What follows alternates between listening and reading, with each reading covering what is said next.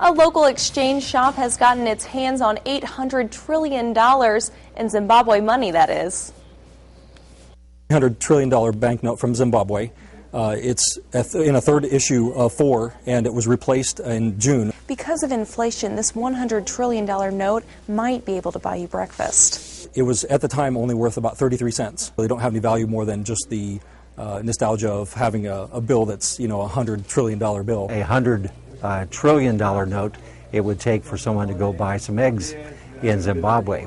And it's just an indication of what can happen with money being printed with nothing to back it. Purdue agricultural economist Larry DeBoer says the low value of the Zimbabwe banknote is a result of hyperinflation. They increased their expenditures and decreased their revenues, and they covered the gap by printing money, and they kept printing, and as that happens, prices begin to rise, and in response to rising prices, they printed more money. Randy Ramsey says there have been many customers coming into Ramsey's to buy and invest in gold and silver because of their fear of inflation in the United States. I would say in the last year, we've had people coming in, some come in on a weekly basis to buy a piece of gold or to buy a piece of silver, and other people are able to buy larger quantities, and I think it's just an indication their concerns as well for our U.S. dollar, printing so much money without really having much to back it. DeBoer says the hyperinflation Zimbabwe experienced won't happen in the United States. He says the Federal Reserve has printed enough money that if everyone spent it,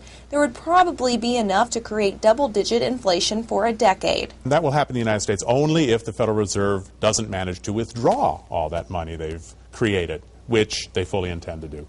So, no, we're not going to have hyperinflation. Ramsey's expects to have 50 more of the $100 trillion banknotes later this week.